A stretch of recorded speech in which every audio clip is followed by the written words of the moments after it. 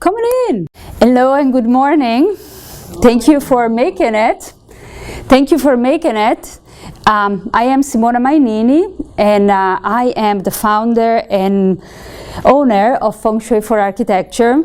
This day and age sounds like a huge name for such a small person. But my background was in architecture. I was trained as a traditional architect at the Polytechnic of Milan in Italy. And I always had a certain sensitivity for energy. And we're talking about the early 90s here, late 80s, early 90s. And when I talk to people about energy and feeling energy and something to do with energy, you know, Italy is a fairly secular country, especially Milan, at the University of Milan, so I didn't get much response back there.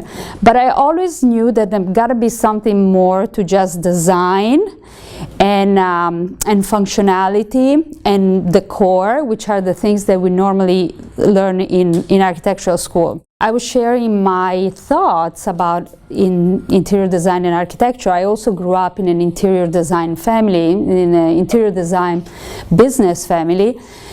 And so I was sharing my thoughts after I moved out here. I was sharing my thoughts with other architects that were from all over the world, from Vietnam and from China and from Japan. And they told me that what I was describing to them was something called Feng Shui. And I thought, okay, well, let me investigate that. Well, as you can guess, those of you that are old enough to remember, back in the 90s, there weren't a whole lot of information anywhere about Feng Shui. Definitely, you know, you couldn't just walk up into a bookstore and get a book. Internet was not around yet, so you couldn't find anything on Amazon. And so I just put my thought out there to the universe, and I'm like, you know, I would like to learn more about this, so, you know, send it to me. And so I went and I attended a workshop in Alhambra in Monterey Park, that for those of you that are not familiar with it, is the Asian community here in the Los Angeles area. And it was pretty intriguing because I was the only Caucasian. Everybody was speaking Chinese, everybody was Chinese, everybody was speaking Chinese, and this girl was kind of translating for me. But one thing that I wasn't sure was, there seemed to be a long list of do's and don'ts. And I came from an academical background, so I thought, you know, if I need to explain this to my client, I need to know what the premises are, what the logical scientific premises behind that are. I cannot just go up to an American client or an Italian client and just say, you know, it has to be done this way because Feng Shui says it has to be done this way. And so I couldn't really study with that gentleman because he couldn't provide me with those information. But I continued to research. After that was just the beginning. I continued to research, and eventually I met my teacher who, you know, in the first 5 minutes after I met him, I was sitting in this introductory class. I think it was a class that he gave at a bookstore. I think it was a Barnes & Noble's in Santa Monica, or maybe it was Borders before they closed it. But anyway, he gave a presentation there, and in 5 minutes he explained the premises behind that. And I'm like, okay, this guy really knows his stuff really well. I would like to know more of what he knows. And I walked up to him and I told him that I wanted to study with him, you know, if he could teach me. And he says, where are you from? And I said, well, I'm Italian, and you came all the way here to study Feng Shui? And I said, well, more or less, kind of, you know. I was here for other reason, really, but anyway. So he said, okay, you're going to be my goddaughter, you're going to be my Italian daughter, and I'm going to teach you. And so that's how I started working with him. And I studied with him from the early 90s until he retired to China in the end of 2010. He's doing very well over there. He's not by any means retired in our sense of the world. He's very active. He does a lot of consultation for very big Chinese multinational company. So now that he's not here any longer to teach, I feel like I'm the one that now has to, continue the tradition and pass this information along. Partially because one of the reasons why I wanted to study Feng Shui with my background in architecture, I really felt that this discipline should be used for architecture, not just to fix building after their design.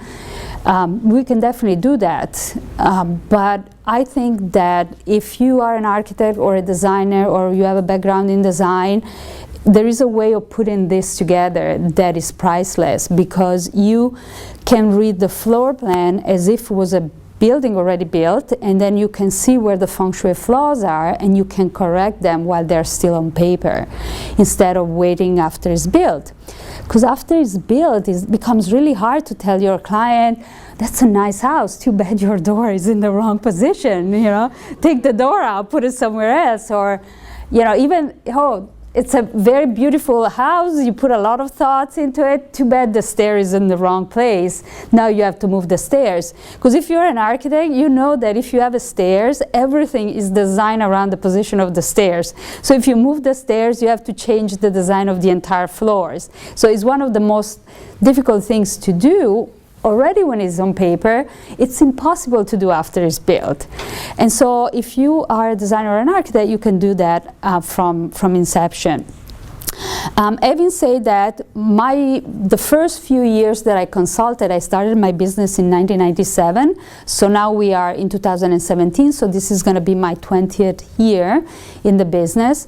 I've seen a few things in these 20 years, and one of the greatest learning experience has been working with people that live in buildings that are already built, because they lived in a certain building. Most of the time when they call you as a Feng Shui consultant is because they have some problem with that building. And so you can learn from their life experience how the good and bad Feng Shui of the building has affected their life, and then you can make changes, and then you get feedback from them on how these changes have affected them. That is the most valuable lesson with Feng Shui. Sometimes I have students that when they first start, they want to start designing building from scratch, and it's like, well, you really don't know enough yet. You kind of need to build your library of information before you go to somebody and say, you shouldn't really put the door there, because that can cause accident and long-term hidden illnesses or something like that. Or you shouldn't put the door there because that can cause divorce. Or you shouldn't put your bedroom there because you might get, tremendous financial loss. Before you do that, you need to be able to experience that. I mean, I can tell you my experience, but it's all other things when you then go there and you start doing your own reading and you start seeing the effects on your own. So today we have a couple of hours and we're going to discuss a lot of aspects, a lot of bits and pieces of different aspects. Cannot make your Feng Shui master in 2 hours. But I do have a longer program if you really want to be one. I have a 2-year programs for that. But we're going to touch some of the information. We're going to touch some of the different aspects of what it takes to incorporate Feng Shui into a house. So today we're going to focus exclusively on houses.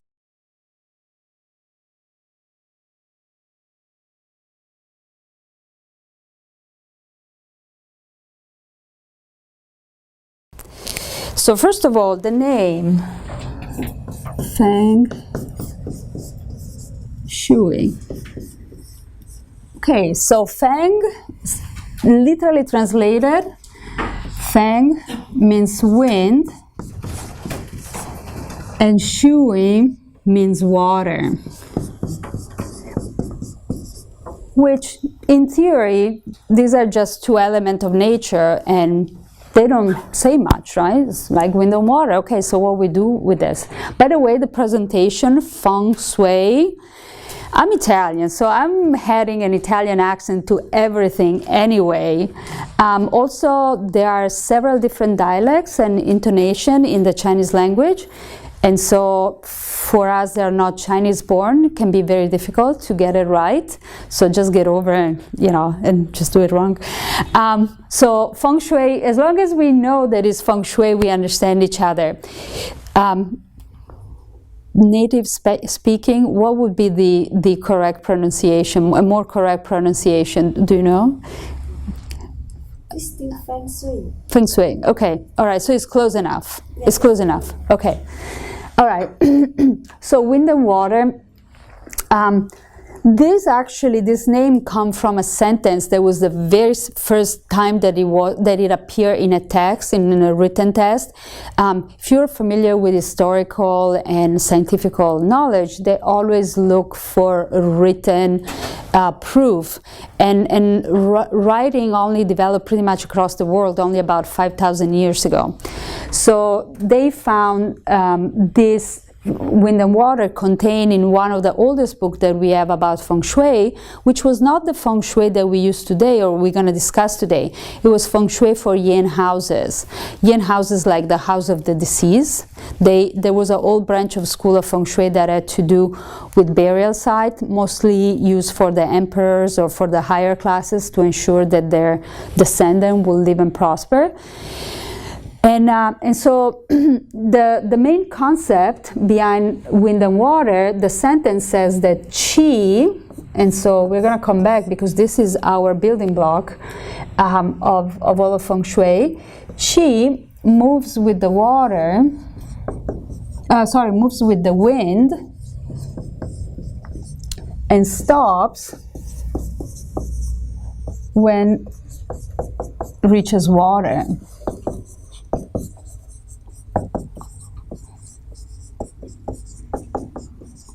This is I'm paraphrasing here, but it was literally just a sentence. So qi is the life force energy. It's the concept of life force energy. It's intriguing that in Chinese culture, it's possibly the most important root of all their scientific knowledge. Everything has to do with qi, Chinese medicine has to do with qi, building has to do with qi, even philosophy, they refer to aspects of qi and application of the different elements. But when it comes specifically to the house, we talk about moves with the wind because it's carried by the air. So as long as a house has a good ventilation, doors and windows, is well lit, it's well energized, so to speak, then we have good qi that is moving and flowing inside the house. This stops when it reaches the water edge, and this is because this is the reason why if you work as a designer with a lot of Asian clients, you know they always would like to have some form of water feature in the backyard, either a fountain or a pool, or often a koi pond, something that has to do with water, because the water captures the qi from the air. And by capturing the qi from the air, it energizes the water, and it energizes the property where the water sits, and so it energizes their lives as well. So that's where the concept of having a water feature comes from, because the water has this ability of capturing the qi. Contrary, when with the wind, if you have, for example, in a house, just a practical example, if you have doors and windows or doors and doors that are aligned, then they will create a wind draft, and that wind draft will cause the qi, will cause the air to move too fast, pushing the qi out, as opposed to allow it to flow gently within a room. So that's the reason why, in many books you might read not to have the doors aligned or the door aligned with the window. That's for that reason. So these are some of the basic idea. Now the concept of qi for the building, qi exists in nature. It's part of nature. Comes with the fact that we are on this planet. But where does it actually come from?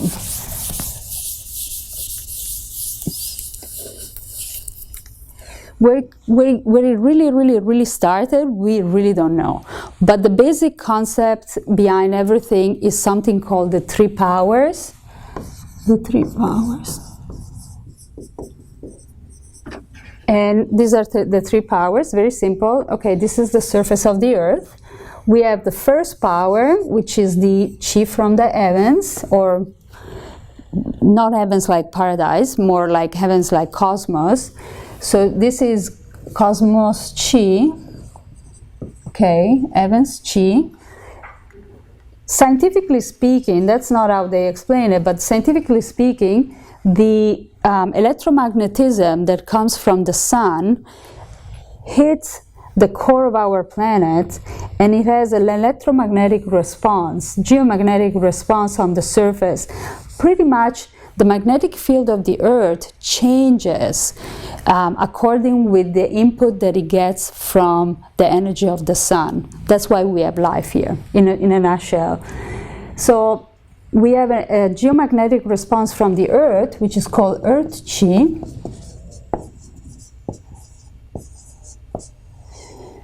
And then, so this one is the first power, this is the second power, and in between we got trees, we got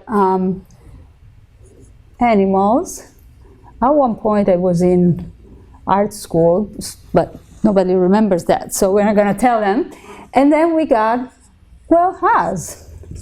So we are in between. And pretty much our body is constantly exposed to this energy from the cosmos and the energy from the earth. If you have used acupuncture before, you probably are familiar with the idea of channels and acupuncture point.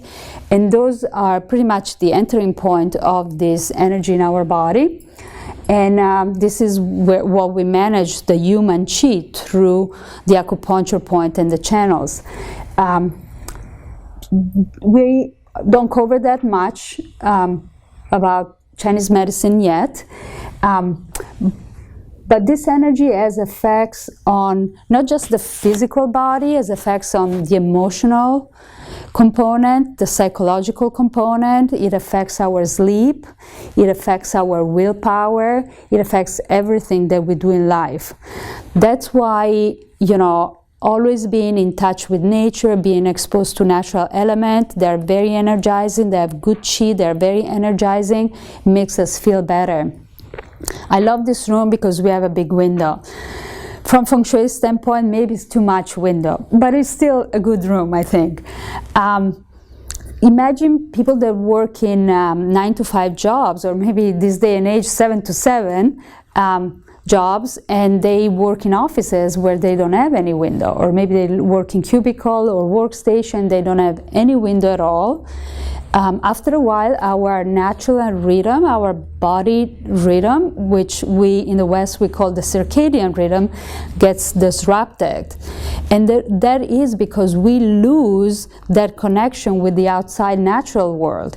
And so the best thing to reconnect with this is to go out and take a walk in the park, or go out and take a walk by the beach. Here we are in Southern California, so we're pretty lucky. Even the weather, when it's bad, is still pretty good.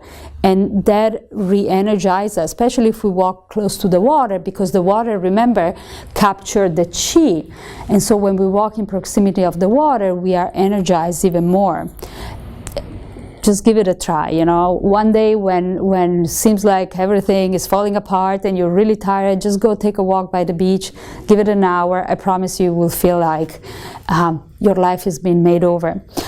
So this is the kick that we get from nature. And so what happens when we build a house or we build a building, we drop our foundation into the ground, we connect with the earth energy, and remember, this chi is constantly radiating down and radiating up. And so when we build a house, let me use the red one, so we plump it into the ground, we build it up, and then we capture it inside. And once we put the roof on, between the building of the physical structure and the fact that we put the roof on it, that energy is sealed inside in that particular configuration. And so on the outside, the energy constantly changes. It changes due to time, because these are the sun cycles, and it changes due to the orientation of the building. The orientation is maybe not that much. It will change when you build the building. This is more fixed. Everything on the earth is more fixed. But the element of time constantly changes. And so there will be changes that occurred outside, but the energy that you have inside, that you sealed inside, the imprint that you've sealed inside, remain the same as long as the building stands. So just to give you an idea,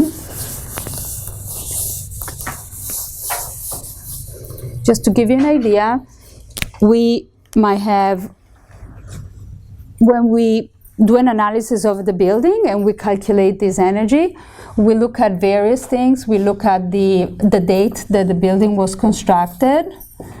We look of construction. We look at the orientation.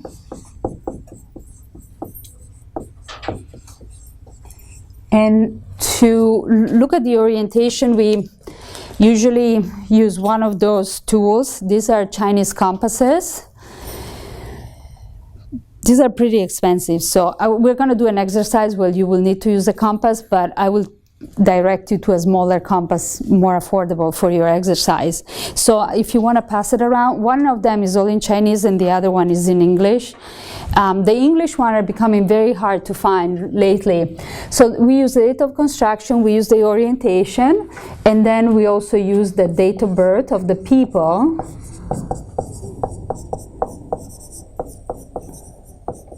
Of the occupants, because this determines the occupant's personal energy.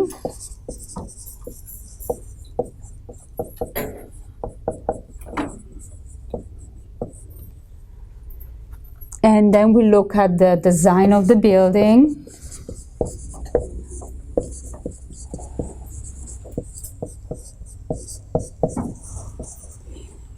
And so all of these together determine our choice of a design feature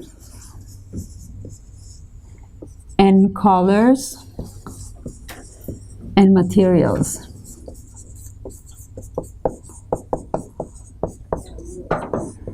So if you are a designer, or even if you're not a designer, this is actually the way you apply it. In the end, you apply it through design, colors, and materials, but before you get to that point, you kind of have to go through this. So this is the extensive version of this we teach in our 2-year program and in our 12-week classes as well. Today we're going to have a little bit of a taste of each of them. Some of you have already taken classes with me, so they're more or less familiar with what we talk, so it might be easier for you. For those of you that are new, it might feel like I'm jumping from one thing to the other. My apologies, I'll try to be as clear as possibly can. Okay, so we have established that we got these 3 powers, 1, 2, and 3. And so why is that important for us? Is that when our person walks into his home, gets inside the home, this obviously is not to scale, because buildings are so much bigger than ours that the energy that is in the building affects us and affects our family, affects our pets even, believe it or not. It affects our plant. I noticed, it took me a while to figure it out, but it does affect our plant in the same way. If you put the plants in an area that is not that good, they suffer. If you put them in an area that is very good, they thrive. And so the purpose of Feng Shui, which is misunderstood in some design book, is not to create at least the most beautiful, highly photographable house, is that to turn the energy of the building, turn it around to support the occupant. And we do that through the design, the colors, and the material, because the material particularly because of the electromagnetic quality, that the material have. pretty much the energy quality, the chi quality this material has. And so we're gonna address some of those things today. Do you have a question? I just wanted to know what is the center called, like the human, like people and animals, in terms of the three powers? Yes. Oh yes, it's called people chi. People's chi. However, actually, people's chi. Thank you for reminding me. I was forgetting about it. People chi actually refer to the actual people. Does not refer to the building. When we talk about the buildings, we talk about earth chi, because anything that is attached to the earth is in a mother-child relationship with the earth. Literally, we are beings of the earth. We are the child of the earth. And so the building, because it's attached to the ground, is actually part of the physical earth. Feng Shui, when it has to do with building, has to do with earth energy. Then there is a part of Feng Shui that has to do with time selections and selection of dates for various things, and that has to do more with the heavens chi. But what we're talking about today is strictly to do with the earth chi. When we talk about people chi, some people refer to people chi like, what happened in their body and their well-being, and they say maybe Chinese medicine is part of people chi. Maybe not. What I notice, something that definitely has to do with people chi is like collective consciousness, group consciousness. So people that belong to a group and they have similar ideal and similar goals, then usually they have they create a bubble of people chi. Like that could be somebody in an organized religion. That could be people that maybe are in the same type of professional job or professional organization. They have similar mentality, similar background, similar values, similar vision to life. That is what constitutes people chi most of the time. So we don't really deal too much with people chi. We mostly deal with the earth chi, specifically earth chi and cosmos chi, especially in the effects that the cosmos has on the earth, because then the earth has effects on us. So just to give you an idea, I'm going to start right away. I'm going to start from the end of it instead of the beginning.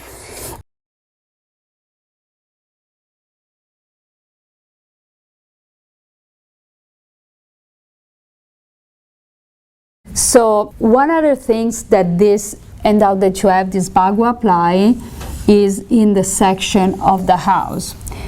You probably have read on some books that the ideal shape of the house is square. The ideal shape of the house is square or mildly rectangular. Why is that? Here is why. Okay, when we divide the house in 9 sections, all these 9 sections have to be the same dimension, 1/3, 1/3, 1/3, 1/3, 1/3, and 1/3. So each direction actually relates to a part of the body and a member of the family. We're going to learn these today. So let's take our north-facing house, south, north-facing, south sitting. So this is the northwest, this is the west, southwest, southeast, east, and northeast. Okay, so let's start from the northwest. The northwest is related with the eldest man in the family. And when we say the eldest man, it's actually the eldest man.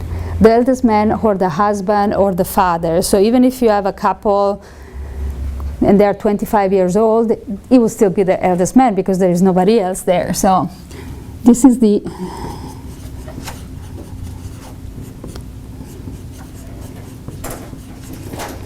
in the house is the father, husband,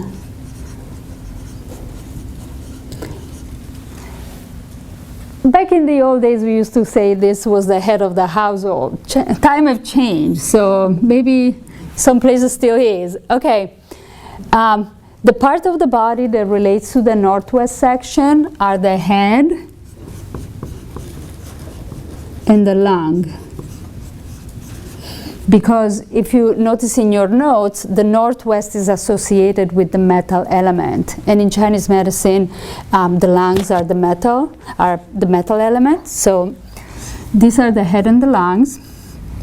If something is wrong with the northwest section, say it's missing. You live in a house that is not completely shaped as a square or rectangle and this section is missing, you will not have energy enough to support the male owner. So the male owner will be weakened. It's not like he walks in there and he's drop dead. It's not kind of like that. Is not supported. And so the effect will manifest in multiple areas of life. It could be in work, could be in relationship, could be in personal health for this person in particular, or for any member of the family, could manifest as head or lung problems. Or you can have, this person having these problems. That could be too. So this is the effects of missing sections. So now I'm going to go through every single section and we discuss that. Now, for example, also the northwest is a metal direction. We mentioned that is the metal element. And so having a large body of water outside of the northwest section is not advisable, because in the 5 elements that you have in your chart, the fire, earth, metal, water, and wood, and they are in productive cycle. But if you put a big body of water next to metal, then it will absorb away its energy. So that's how the cycle works. And so if you put a whole lot of water outside of your northwest section, then most likely you're going to drain away the energy for the eldest man in the family. Even though maybe the house is perfectly built, you have a good northwest section, that would also still, the water will still drain away the energy from this person. Okay, I'm going to go through every single section. So pretty much these are the basics. We are trying not to, first of all, we want the floor plan to be as regular as possible. If it's not regular, if we have missing section, what do we do to correct it? Let's say, my house is like this. Then I can build a patio out here, or maybe fill up the entire section if all of it is missing. I can create a patio with a sitting area, with a door, something that I use, and I try to make that section part of the house. It's even more effective if you could have maybe, some plant along it to define it, to kind of complete it, or actually a patio that hangs here, something that fills up that corner. So even if it's not built, you don't have to go. If you want, you can build it and include it, but even if you cannot build it and include it, you can still use that section. And as it becomes part of your house, your chi, as you move around, will also fill up the missing section, and that will take care of the missing quadrant. Okay, so I'm going to go through each section and give you the rundown of what they are related to. The north section relates to the middle sun. Now, in the old days, we used to have huge family, and not just in China. My mother's side of the family had 7 children. My grandparents have 12 on each side. So, the old days we used to have bigger family. This day and age, it's become very expensive to have big families. It's a luxury. Having big families is a luxury. So when they talk about the middle son, it could be the middle son in a large family. They live together. If the middle son are grown up and they live somewhere else, it does not apply in the same way. They all have to live under the same roof to be affected. So it's either the middle son, or could be also referring to a person in the middle age. So for example, the eldest son could be an elderly man, could be either the father in the family, if that's the eldest one, but if you have a full family, that would be the patriarchal father, like maybe the guy in his 70s or 80s, the oldest man in the house, in the bigger family. This could be, north could be related to the middle son, or could be related to a man in the middle age, maybe 40 or 50. That would be the middle son. North also relates to the kidneys, ears, and blood. And some of them might be more or less related in Chinese medicine, but these are the old association that we were given. So I'm passing them along, and they seem actually pretty right on. I did see people that have problems, with the north section. They had kidney problem, they had severe ear infection, recurrent ear infection. They had blood viruses. So there is some way, they might not be exactly as it is in Chinese medicine, but they're still working for the Feng Shui purpose. The northeast section relates to the youngest son, or the youth in general.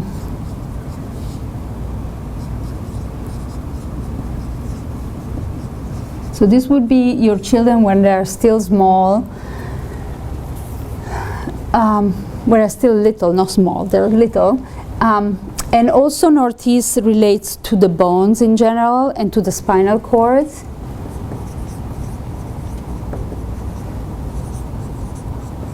So broken bones or arthritis, things like that, they always come back to this section here. The east section is related to the eldest son.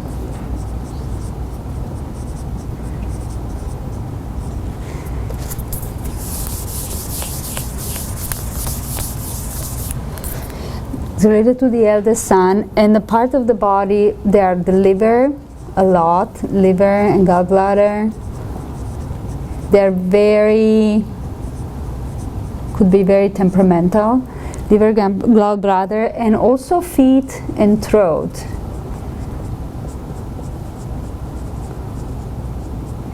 Did I spell it right? Throat? Something like that. When you're close to the board, for some reason something happened to your brain, you don't really see clearly what you're writing. So there's going to be a lot of misspelling all over here. Well, the feet, because it's kind of at the end of the meridian of the liver, anyway, or the channel of the liver, and the throat would be related mostly to the thyroid. So the southeast section is related to the eldest daughter.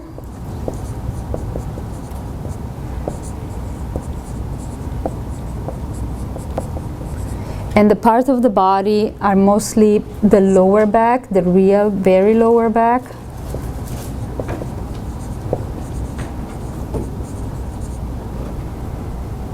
And also what they call in Chinese medicine exterior wind. So it would be like cold and a flu and things like that.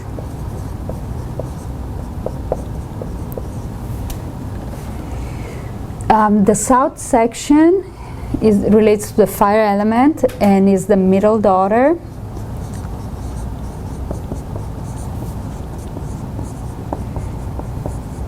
So notice here we have middle daughter, middle son, youngest son, eldest daughter.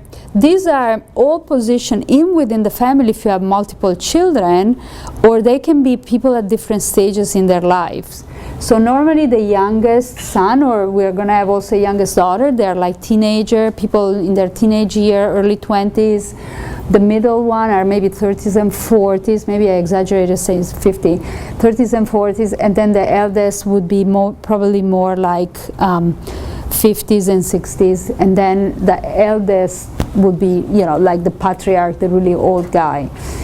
So the south relates to the middle daughter, and the part of the body are actually the heart and the eye.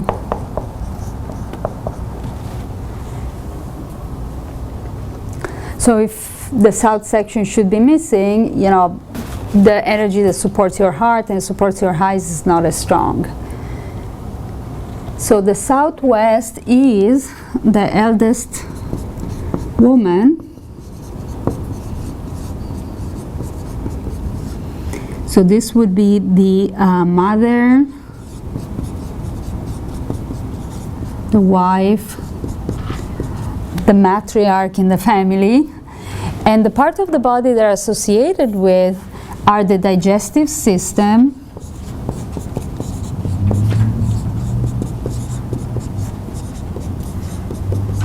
because southwest is the kun element, is earth. It's related to the element of earth, so it's the digestive system, and in women is the reproductive system.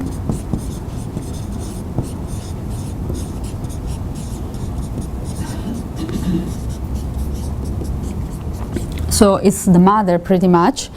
So if this section we have to be really careful to, you know, keep it clean. Pretty much the entire house we have to keep it clean. We have to make sure the energy flows smoothly in the interior, not just parts of the house that are missing or full. Even within the house we have to make sure that the chi can flow properly. We definitely don't want to, as women, we don't want to have a junk room in the southwest. That could be, you know, kind of a little bit of a trouble for us, because at different stage of our life we might be mothers and wife, and we're definitely women anyway. We definitely have a reproductive system, so we gotta take care of this. West is the youngest daughter.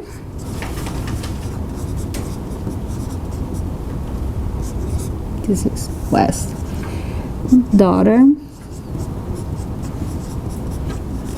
And the part of the body is the mouth and the chest, particularly in women, because I've seen that related a lot to breast cancer. And we don't have the same kind of data for men, so I don't know if you're referring, because it's a female triagram, it's the daughter, is a yin triagram. I think they probably refer maybe more to women than men.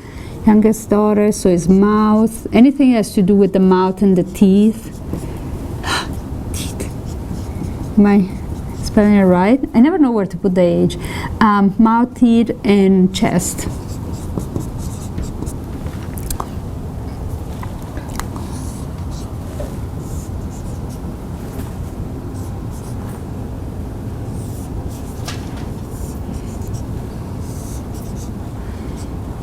So pretty much any other association that we might have, there are books and books written on the associations of this section, but that's pretty much where they stop, because for everything else we actually rely to the calculation that I showed you earlier. So these are mostly to do with the support, the energy support of the people, that member of the family, or with that part of the body. So that school of thought that says, you know, you overlap the bagu and this is your travel corner and this is your money corner, they don't really work that way. This application, the straight application of the direction, is mostly to do for the general energy and for the part of the body. Again, remember, if there is a part that is missing, we try to fill it up. There might be cases where we actually have extensions. So maybe we have a little bit of an extension here, an extra room. Maybe, you know, to make the design interesting, the architect has actually extended the south corner. So what happens if we have an extension? Well, it means that that member of the family, of that part of the body, has more energy than other parts.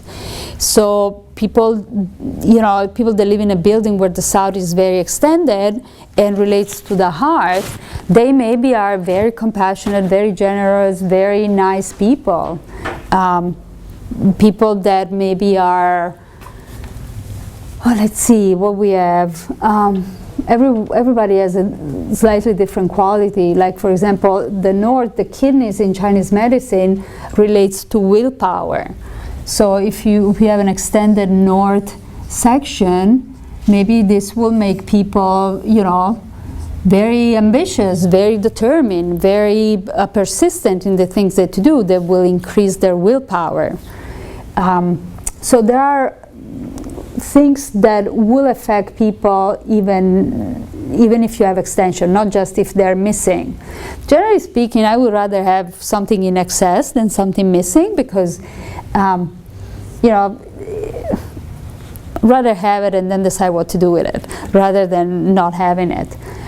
But pretty much this affects the structure of the building per se, and the existing building, the way we keep the interior and the exterior of the building.